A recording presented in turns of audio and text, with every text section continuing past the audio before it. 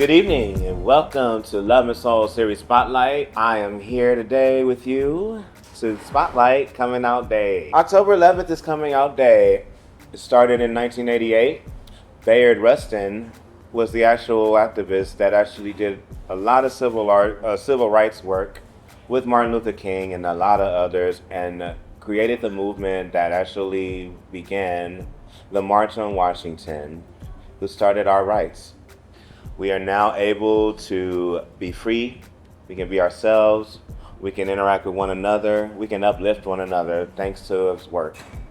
I myself was 10 years old in 1988 when Coming Out Day became a thing.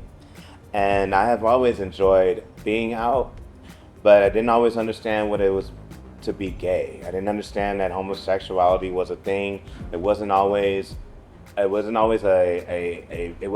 public thing in society. You could never talk about it, and oftentimes people have to be ashamed of themselves and hide, you know, because of religion, because of society, because of their family, healthcare even. You know, back in 1988 was the start of AIDS, or the AIDS crisis. Many people died between the late 80s and into almost the early 2000s from just the miseducation of homosexuality and what it meant to be gay and contract AIDS and HIV. It was called a gay disease, the gay cancer, and all those kind of things because of the misunderstanding of what it meant to be gay. And even today, as we are trying to be included by everything, we now have what used to be gay and lesbian is now LGBTQ and plus. And all of these people and all of these iterations of people need to find a way to express themselves and tell other people who they are inside. And that's what Coming Out Day is about. And so today I brought some people to help me talk about all of the ins and outs of Coming Out Day as we understand it. And though it's a heavily male episode this time, I still want to do this again with females, people and trans people and non-binary people. So this is not the only time I want to have this conversation, but we do want to try to include as many people in it as possible. So I welcome you to this episode of Love and Soul, and happy Coming Out Day to all of you who have already come out and those of you who are thinking of being brave enough to come out. We are here for you.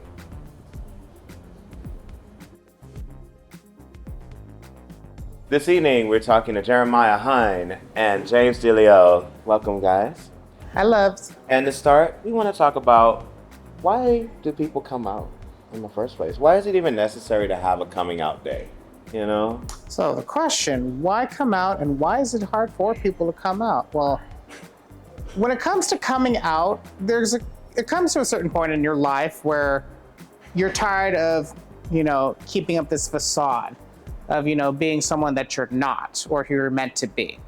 Like for me, on a personal standpoint, it took me nearly 20 years to finally come out because, I was just getting tired.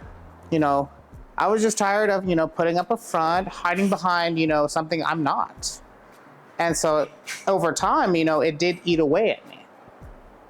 And so, but then came my personal experience why it was difficult for me to come out, because you hear the horror stories of young kids coming out and then being ostracized by their families, and so that's why it took me almost 20 years, because I wasn't afraid. I was completely terrified of how my family was going to react, particularly my father's side of the family, because they grew up Catholic, and the Catholic faith is very, it give or take, they're very stringent on, among homosexuality. So that's why I was afraid to come out. But unbeknownst to me, my entire family knew before I knew. So in a way, I'm like, had I known that they knew, I would have come out sooner. But then I just felt like it was time. Again, it took me almost 20 years, from the age of 12 up until I turned 30. That's how long it took me to finally utter the words. And so when I came out, believe it or not, there was no negative reaction to it. Everyone was just like, yeah, we knew. Like the whole family knew, my mom's side of the family knew, my best girlfriends knew. To this day, the best reaction ever was when I sent in a group text to a few of my girlfriends at work, and they're like, I'm finally out. And then one of them said, it's about fucking time. So I'm like, to this day, that is the best reaction I've ever gotten, ever since I came out. Yeah. Well, I So- think, and we know that being in the closet and like holding all that in, right? It's shame, right? And we don't want to be rejected, Mm-hmm. right? I think besides sexuality, nobody wants to be rejected. So the shame eats at us, the guilt. You mentioned like religion. Religion can play a part in that. But I think that for people to find happiness, they have to really be authentically them. And so they have to release it, right? I don't know if this was true for you, but for me, it's like once I came out and I was like a whole person, because I do feel like our sexual identity is a big part of who we are. I was able to be happier.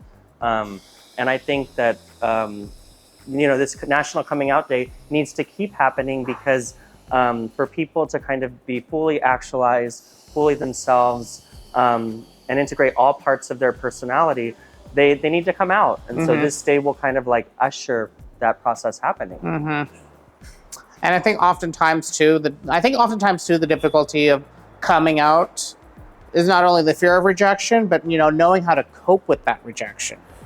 Because there have been times where children, they've come out to their families and they've been completely rejected, and unfortunately, a lot of those kids end up committing suicide. Yeah. And not only dying by suicide, but they can be kicked out of the house, being unhoused on the street, participating in sex work. And we know that in that arena, there's a lot of like drugs and violence. And so I get it that there's a big safety issue and concern. And so sometimes we kind of deal with and put up with kind of like, I guess, adversity to feel safe. And especially with the ones that we love. Yes. And that's why I feel like in our community, we have a chosen family. Yes. And so it's great that even if we are rejected by our family, we have like friends and people that we meet that are part of the spectrum and not, that really are accepting and give us that unconditional positive regard and love that we need and want. Absolutely. So the way that you came out is I actually found there's a term for the way that you come out. And actually, I didn't know there was a term for it, but the closet is clear. The door to the closet is clear to you. You know what I mean? Which basically means that everybody knows that you're gay. Gay or lesbian or whatever it is, have you. But like myself, and I actually mentioned this, I think in the beginning, in the intro, that I came out. When Coming Out Day started, it was in 1988. I was 10. I wouldn't say that I actually came out, really came out. My closet door was clear, right? I always felt that I was attracted to men. I always felt like that was a natural thing. Only thing that was missing from me was the community. I didn't know that there was a such thing as being, what is homosexuality? What is gay? What is the gay community? There was none of that when we were trying to come out back then and stuff. So I, but I never hid it. I always told people, like, I don't like girls. He got nothing for me. I think girls are wonderful, but they're not for me. You know what I mean? And I don't know what that is. I don't know why you teasing me about that. I was so confused. Like when people were picking on me about something I didn't even understand as being abnormal. But apparently there is that too. Some people's, people like you. Like people know. Some of us know. And some of us don't have the obstacle of the closet door. Yes. You know what I'm saying? The obstacle of the wall and the encampment of society. Like putting you in the box of religion and putting you in the box of being masculine and and all that kind of stuff, which we'll get into in a little while. But I want to pose another question. Do you guys think that is it the same? Because it's always like gay. It's always like Coming Out Day is always gay. To me, I feel like it's always a gay thing, right, to come out. Do you guys feel like it's the same for lesbian, trans, and let's even like segue into the binary people, non-binary people? Like, do you think that's the same thing? National Coming Out Day, as defined as, a day where people can come out of the closet. Now, in a way, it's very broad, especially with the LGBTQ community, because in a way, it's kind of saying, okay, you're coming out of the closet in this, and in a way, I'm thinking the closet is the transformation of your inner being, whether you're a lesbian, bisexual, and then you come out of it. So you can come out as non-binary, you can come out as queer. I think with that being said, is that it could be for anyone, really, within the community. Yeah, and I think that it doesn't ever stop. Like if you get a new job, you're gonna have to come out again, right? Or even coming out for the military. Yeah, I think that it might be a little bit different. I think lesbians and gays, it's a little more similar. I think bisexual people might have difficulty coming out just because they receive flack from both sides, right? Saying like, oh, bisexuality isn't real, you're just being greedy, pick a side. But I think coming out as trans, because there's pronouns involved, yes, right? Like they, he, she, z, like you have to keep on educating people at your workplace of what your pronouns are. Whereas for us, as gay males, we don't have to, there's not another pronoun that we use besides he, him, or he, him, unless you're, gender non-conforming, non-binary. But I think with the pronouns, it's like a continual coming out, if that makes sense. What do you think about it? It's kind of like, again, it's a transformation. You come out in one form, and then along the way, you could come out in a different form. I've seen drag queens where they've come out as gay, and then after a while performing in drag, they'll come out as trans. So in a way, it manifests, in different forms. It just depends on the individual. Yeah, I think it's interesting because some straight people would say, oh, well, we don't have to come out saying we're straight. But the thing is, that's the dominant. But not everybody, that's the binary way. Yeah, it's the dominant sexuality. Like, anyone in the LGBTQ plus thing we're minorities. So we face, discrimination, prejudice, harassment. Oh, yeah. So I don't think, and I think people assume people are straight unless said otherwise. And so that's where that whole bravery piece comes in, where we actually have to say it. We have to come out.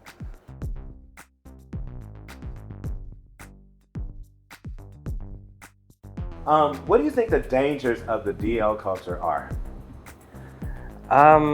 So dangers, let's see, because I think that they're living kind of like a double life, right? DL men, they have that shame and that kind of anger at themselves, right? That can actually come out against their partners. A lot of domestic violence. We see, in the news, they like hook up with the guy, a gay man, and then might murder him, might beat him up afterwards because of his own internalized homophobia and shame. Because the thing is, they're holding a secret, right? And so anytime you're trying to hide something and hold a secret, that makes you kind of extra on guard, extra hyper vigilant. Yeah, and additionally, in addition to that, they are also having these really interpersonal tight relationships with gay men.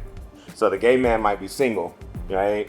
And he has, this gay man is his whole life, going on, right? And he's infatuated with this dude. And this guy has his family and his wife and his kids and the church and everything like that. And he is like with this gay dude, like, I'm gonna be with you, but you better not tell nobody, you better not let nobody, you better not do this, you better dress like this, you better, that's in and of itself abuse, you know what I mean? And that's how you start and maintain a relationship. And then at the end of it, don't let nothing come out. That's where the abuse starts happening, and that's where you start having people ended up being bashed, murdered, and maimed and stuff. It's just bad, like you said. And so that's a very dangerous place to be in as a gay person. That's why we try to encourage people to come out. Yeah, and to be yourself. Yeah, and to more on that point too is that for a gay man, right, to think that there's hope that a relationship can happen with a DL person and kind of living with that emotional abuse, that points to how kind of their own low self-esteem, that they would settle for that, right? And so that's kind of what makes them even more subjected and subject to the violence, the emotional abuse. Hey, when we're together, we're just friends. Like don't act gay. Like blah blah blah blah. It just kind of reinforces that kind of pushing that person more in the closet again. And you know, and I keep saying over and over again, whatever you're looking for in a DL guy, you can find in a gay man. You know, and somebody that'll support you and love you for who you are. And all that kind of Absolutely. stuff, you know, and that's what and only mention that to encourage people over and over again. Keep looking, be patient. It's gonna be all right. Take care of yourself and know and love yourself. Find out about this community and what it's about and stuff, so you can come out and be free and proud and stuff. You know, there's so much greatness. And people need to lower their standards, right? Oh. They shouldn't have this laundry list of like, must be masculine, must be 6'4", you know, great job, big chest, big shoulders, all this stuff, you know. Yeah, the dimensions and things. Yeah, we have to like, you know, bring it down, you know, because there are men out there that can fit some of the boxes, right? No one's perfect. But nobody's perfect. Yeah. Absolutely. Well, dangers of DL culture is you don't know anything about these men because they tend to keep their identities a secret. Probably because due to the fact that, you know, they haven't officially come out themselves, nor do they want to come out. And that in itself can be very dangerous because you don't know what their intentions are. You know, unfortunately, especially a lot of the times with these dating apps, a lot of these men are on these apps. You can tell they're DL just by their profile pic when they cut their face off. So that right there should be a red flag indicating that you don't know what their intentions are, you don't know what their stats are. So that's where, you know, some of the dangers can stem, and it could heighten if you choose to be a part of this DL culture. You know, especially, you know, during the time back in the 80s when the HIV was just coming out and a lot of gay people were being murdered by these DL individuals. You know, for them, I feel like, you know, it's a hunting ground for them. It could be for their own sexual pleasure, or they get off, you know, at just murdering people, but that's just it. You never know what's gonna happen. And that's what's dangerous about the DL culture.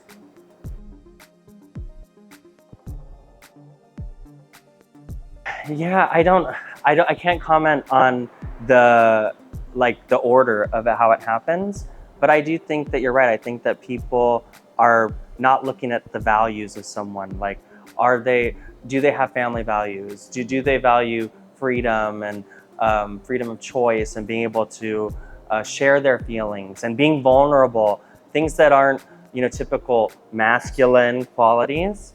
And I think that there was just a lot of internalized homophobia with even us as gay men, like, oh, you know, even before gay was a word, like, you know, being called a sissy, or like, you know, oh, you're swishing when you walk. Like, there's reasons why there's internalized homophobia, because since childhood, we've been shown that like any kind of femininity as a male is like unacceptable. Like, how many times have people been told, stop acting like a bitch?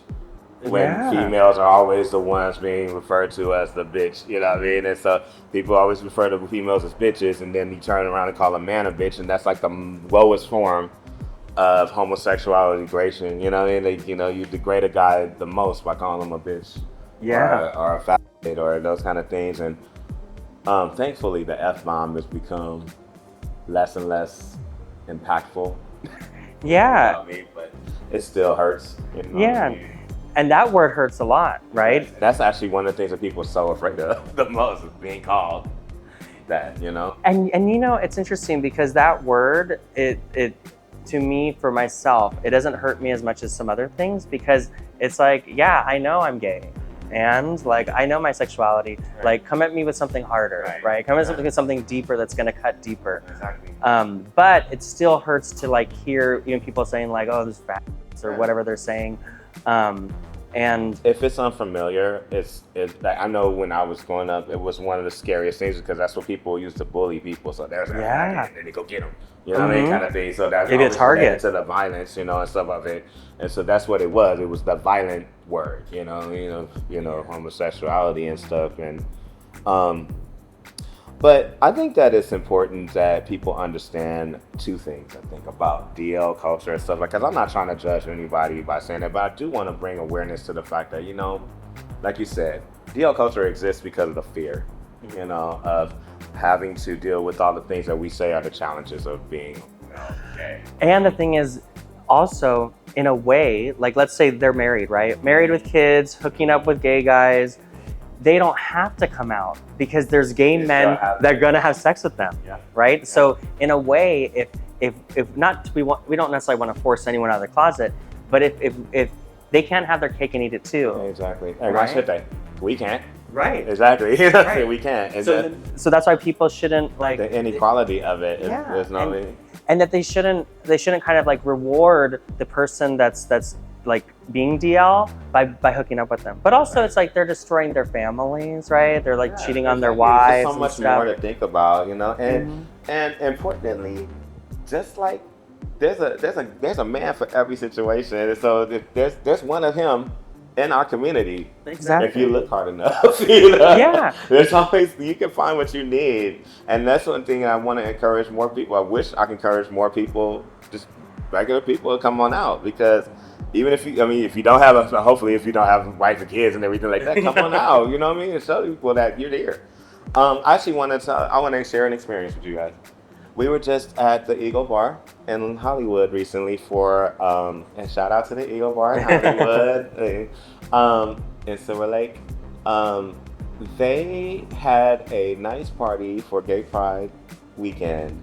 And when we walked into the bar, I looked around and I kept looking around over and over because it's actually inertly a leather bar, VUI leather bar and stuff. So usually that's what you would find, like the most burly guys in the whole community there. But what I found was you had everything. It was wall to wall gay people, and there was like everything except girls. Everything except women, but girly boys. You know, you got the femmes, you had the masculine, you had the leather daddies, you had like every young, old, everything in one place finally. It was so nice to see. Like, it wasn't just one genre of people. We were actually mixed up together, and that's what coming out is really about. That's what actually coming out will inspire, is bringing all those people together. You know, all of us. It's a beautiful thing to see. It is. It is actually. It's crazy when you see it out, because you know you usually have to wait until Gay Pride to see it, and you know. It's nice to actually just see it in one spot. Yeah, and on a regular day. Yeah, on a regular day. It's awesome.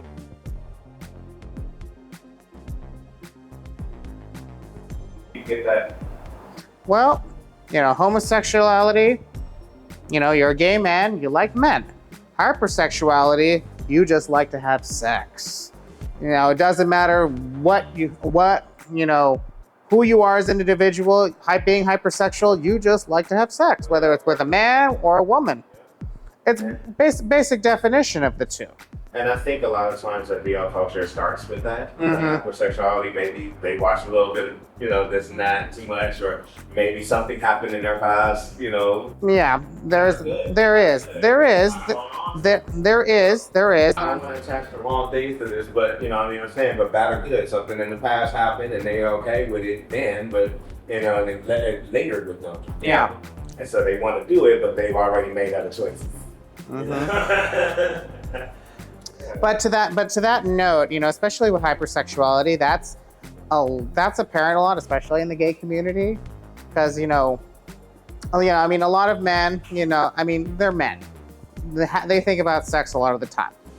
So, but it could also, you know, it could also manifest itself into going into toxic masculinity, too, where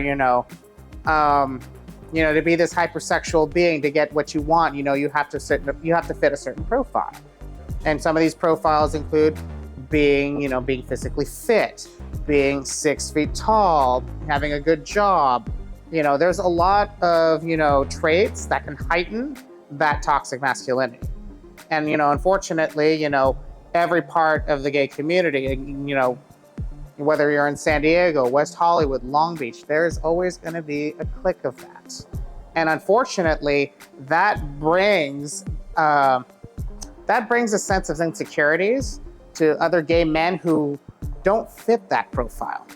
I mean, I myself, you know, felt like that when, whenever I go to San Diego, a lot of the times, because, you see a lot of good looking men in San Diego, but also being a military city, it heightens that hypersexuality and it also heightens that toxic masculinity. So unfortunately, they don't realize that. And a lot of the times, and I hate to say it, they don't listen. They really don't listen. And I'm just gonna be totally blunt. Men are so stupid. I'm sorry, there's no way around it. But when you think like that, oh boy, you are stupid on so many levels. So that's why, you have to be very cautious, in a gay community like that where hypersexuality is at its prime. All right, guys. So thank you guys so much for coming and discussing this with me, because I don't even know why this is such a big deal to me, but it is. And I'm so glad we talked about it. You guys are special, especially you. Oh my God, you. But I have one more question I'm gonna pose, because we talked about coming out. We talked about everybody, basically, kind of messy. We talked about everybody. I feel like, again, I'm gonna just reiterate. I feel like it's really important that everybody get to know yourself well enough, get to know your community, get to know your history, get to know the things that really matter to you before you make your decision to come out. Make sure that it's safe. I want to make sure that I encourage that too, and that you have the people to back you up and to support you and things like that, because it's a scary world that we live in, and it's not always safe to come out for everybody. And I know this is going to reach out to a lot of different places, and so as much as I encourage it, I also encourage that you be safe. And the last question I want to pose is, how does everybody celebrate Coming Out Day? I mean, do you have a way that you celebrate Coming Out Day? do. What do you do? Shop. Yeah. Why not? I mean, I came out of the closet, might as well fill it up with shoes and handbags. Chanel, why not? Gucci, Why not? Prada. Why not? Get it. How about you? It's kind of, I wish it was as fun as yours. Mine is kind of boring. I mean, I make posts on social media just to inspire people to come out. I kind of just treat it like a regular day, but I might, watch, Priscilla Queen of the Desert, just some kind of like my gay favorite things to do, just to kind of really connect with that part of it. I'm married, so I try to make my husband a part of my coming out experience now and stuff. So we share experiences a lot. We talk about, he's a little bit older than me. So we talk about where he was when it was like important to him. And I talk about where I was. We share music in common and stuff. So I love Donna Summer and Madonna and, all the good girls, Bette Midler and all the shows. I'll go there. I'm like every kind of gay. You checked off every box. Yeah, literally check off every box. You might catch me in some heels and stuff. But, and I'm also a performer and stuff, so I might find something to do that way as well. But mostly, and Tu Wong Fu is my favorite movie ever. Thanks for everything, Classic. Julie Newmar. But, mostly I just remember the people that I've lost. I've lost a lot of people to gay bashing and violence and stuff. But I also lost a lot of people and friends who were activists and good people to the AIDS epidemic and stuff. I just try to remember them. It's really important that we remember our friends and stuff, and that's why it's important that Coming Out Day happened, because many people died and suffered for us to do what we're doing now. So, thank you, James, again, for coming to see me. Pleasure. I know you'll be back. I hope you'll Thanks be for back. having me, of course. Hey, Thanks for having happy This is Coming Out awesome. Day to everybody. Bye, James. And I'll see you guys next time on Love is Soul Spotlight. Thank you again to my Cadmiel behind the camera. See you later, guys. Thank you again for tuning in to Love is Soul Spotlight. Again, I'm your host, Richard Meek. And good night, say goodbye, and happy Coming Out Day to you all. Don't see you.